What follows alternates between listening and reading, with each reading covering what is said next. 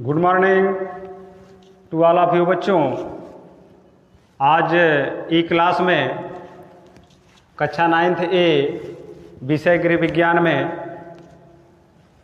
अध्ययन किया जाएगा। नया अध्याय है, नया चैप्टर है पर्यावरण। बच्चों, पर्यावरण है क्या, सबसे पहले इसके बारे में जानना होगा कि पर्यावरण क्या है। बच्चों, जैसा कि नाम से ही, पर्यावरण के नाम से ही हम स्पष्ट कर दे रहे हैं कि पर्यावरण है क्या। पर्यावरण दो शब्दों से मिला है, पर्याधन वर्ण, परिधन आवरण, दोनों मिला के पर्यावरण है। पर्य का तात्पर्य है हमारे चारों तरफ से, चारों तरफ,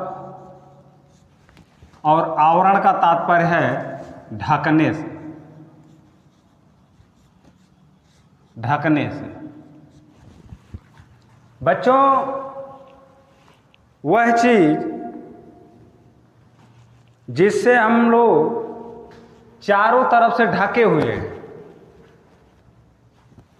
परिधन आवरण का तात्पर्य हो गया पर्यावरण, और पर्य का तात्पर्य है चारों तरफ से, आवरण का तात्पर्य है ढकने से। प्यारे बच्चों, पर्यावरण वह कौन सी चीज है जिससे हम लोग चारों तरफ से ढके हुए हैं, अपने आसपास, ऊपर नीचे, चारों चीजें से ढके हैं, चारों तरफ से ढके हैं, उसी को पर्यावरण कहते हैं। पर्यावरण हमारे चारों तरफ कौन सी चीजें हैं, जैसे पेड़ पौधे हो गए, धूल धुआं हो गया, तमाम तरह के उद्योग धंधे हो गए, तमाम तरह के मिट्टी के कण हो गए, औद्योगिक क्षेत्र हो गए। ये तमाम ऐसी चीज़ें हैं, तमाम ऐसे पदार्थ हैं जिससे हम लोग ढके हुए हैं, जो सब मिला के ये कह सकते हैं कि जिससे हम ढके हैं उसी को पर्यावरण कहते हैं। धूल धुआं मिट्टी के कणों से ढके हैं, उसी को पर्यावरण कहते हैं। नया अध्याय है पर्यावरण तथा पर्यावरण प्रदूषण का जनजीवन पर प्रभाव। तो पर्यावरण समझ गए आप लोग एक शब्दों में। इसको कई विद्वानों ने अपने अपने स्तर से परिभाषित भी किया है, जैसा कि मैकाइवर एवं पेज ने परिभाषित किया है कि भौगोलिक पर्यावरण उन समस्त दशाओं से बना है। भौगोलिक पर्यावरण उन समस्त दशाओं से बना है जो प्रकृति ने मनुष्य को प्रदान की है, जो प्रकृति ने मनुष्य को प्रदान की है। उसी को रास ने अपने रास के अनुसार, रास ने भी अपने शब्दों में परिभाषित किया है कि पर्यावरण कोई भी बाहरी शक्ति है जो हमें प्रभावित करता है। पर्यावरण कोई भी बाहरी शक्ति है जो हमें प्रभावित करता है, उसी को पर्यावरण के नाम से जाते हैं। बच्चों, इस तरह से पर्यावरण का अर्थ हो गया, परिभाषा हो गई। पर्यावरण दो शब्दों से मिलकर बना है, परिधन आवरण, और परिभाषा में हमने मैकाइवर एवं पेज के अनुसार, रास के अनुसार ये परिभाषित कर दिया है। अब बच्चों, पॉइंट आती है कि पर्यावरण प्रदूषण के कारण।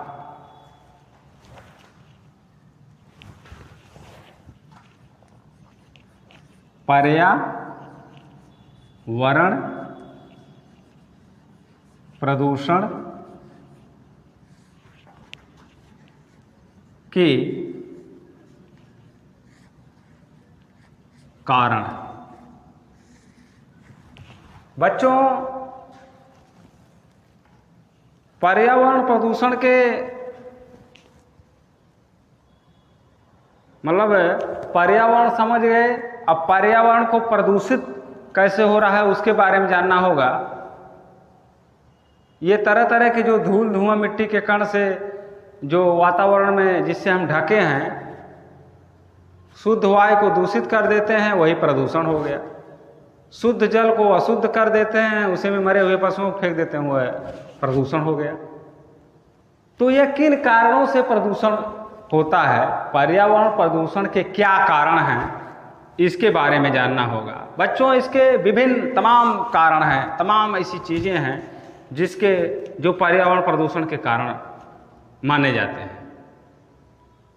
बच्चों, पर्यावरण प्रदूषण का मुख्य यदि वाहक कोई है, मुख्य चीज कोई है तो वह मनुष्य है। मनुष्य सभी प्रदूषणों की जड़ है। वह अपनी आवश्यकताओं को, मनुष्य का तात्पर्य हो गया जनसंख्या वृद्धि से।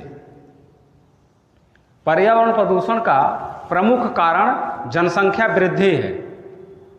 जनसंख्या वृद्धि क्यों है बच्चों? अधिक जनसंख्या होने के कारण सबकी कुछ न कुछ आवश्यकताएं होती हैं, जैसा कि आवश्यकताओं का चर्चा हमने पिछले अध्याय में ही कर दिया था।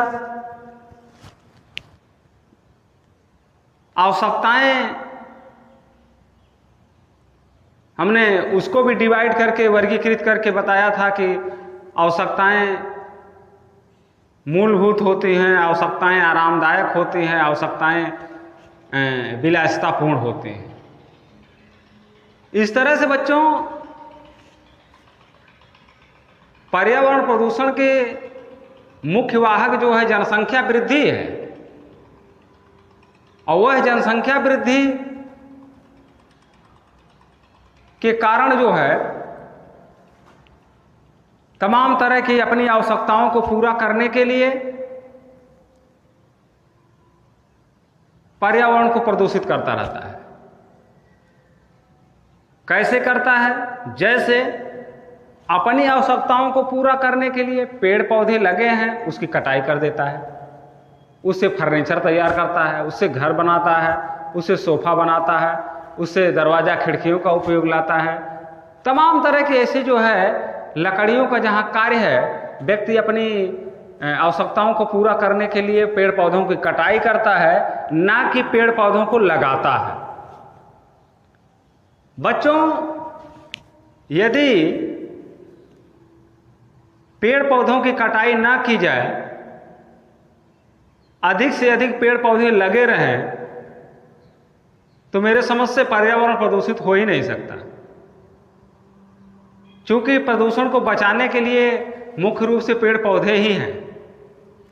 इन्हीं से हमको ये पेड़ पौधे जो है हमारी समस्त तरह की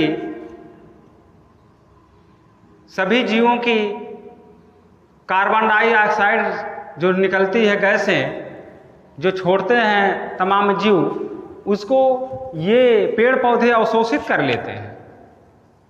अवशोषित करके ही बदले में हमको ऑक्सीजन गैस देते हैं,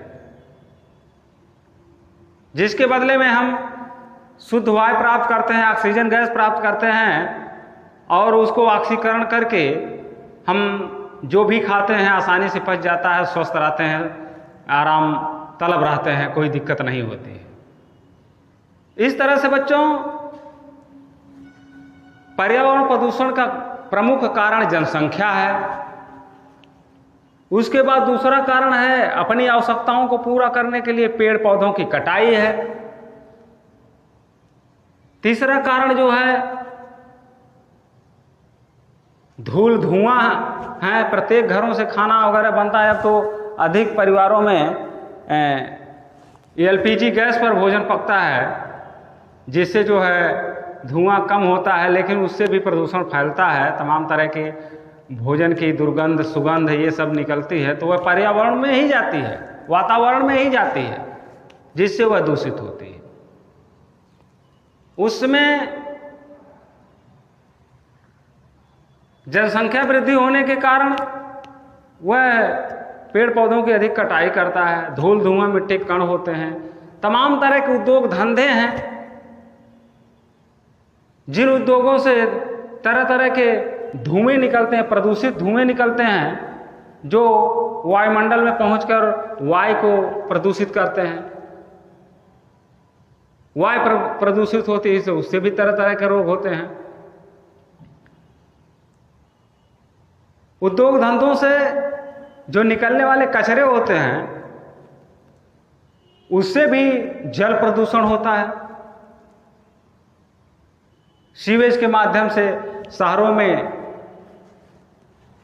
तमाम तरह की नालियां होती हैं, सीवेज जो गंदी नालियां होती हैं उसको सीवेज कहते हैं, और उस सीवेज के माध्यम से पानी जो है किसी तालाब में, किसी नदी में, किसी नहर में, किसी गड्ढे में जाता है, जिसमें से वह सड़कर, जिसमें से तरह तरह की अन्यत्र गैसें निकलती हैं जो पर्यावरण को प्रदूषित करती हैं। पर्यावरण प्रदूषण का एक कारण और भी है बच्चों, जो कोयले का जलना। कोयला को जलाने पर उसमें से कार्बन मोनोऑक्साइड गैस निकलती है जो विषैली होती है, वह भी पर्यावरण प्रदूषण का मुख्य वाहक मानी जाती है। तरह तरह के रीति रिवाज में तमाम तरह के पटाखे छोड़ते हैं, वह भी पर्यावरण प्रदूषण का एक कारण है। पटाखों को बार बार छोड़ने से पर्यावरण में तमाम तरह की गैसें, उस पटाखे से निकलने वाली तमाम गैसें जो है पर्यावरण में ही समाहित होती हैं, जिससे पर्यावरण प्रदूषित होता है। परमाणु बम बन जाने के कारण, प्रत्येक राष्ट्रों में परमाणु बम बने हैं, वहाँ पर भी यदि परमाणु बम छोड़ दिया जाए तो वह भी पर्यावरण प्रदूषण का एक मुख्य कारण माना जाता है। जैसा कि सबसे पहले 1974 में पर्यावरण को हिला देने वाला 1974 में परमाणु बम जापान के नागासाकी में छोड़ा गया, जो आज भी वहाँ की जनसंख्या, वहाँ के होने वाली नस्लें सही रूप में नहीं पैदा होती हैं। यह भी एक प्रदूषण का कारण है।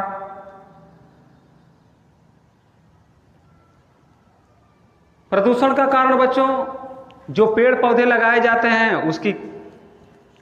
उसको पशुओं से जैसे चारे के रूप में उपयोग करा देना, कटाई कर देना, उखाड़ देना, तोड़ देना, जीव जंतुओं का नष्ट होना, ये भी पर्यावरण का। देखिए, जीव जंतु दो तरह से लाभदायक भी हैं, हानिकारक भी हैं। उनको यदि संभाल कर रखा जाए तो वह जो भी पेड़ पौधे लगाए जाते हैं उसको खाते नहीं हैं, उससे बचाना चाहिए, खाने से बचाना चाहिए। यदि उसको खा लिए, पशु खा लिए, चर लिए, उन चारे के रूप में उपयोग कर लिए, तो पेड़ पौधे उगेंगे नहीं, जिससे पर्यावरण प्रदूषित होगा।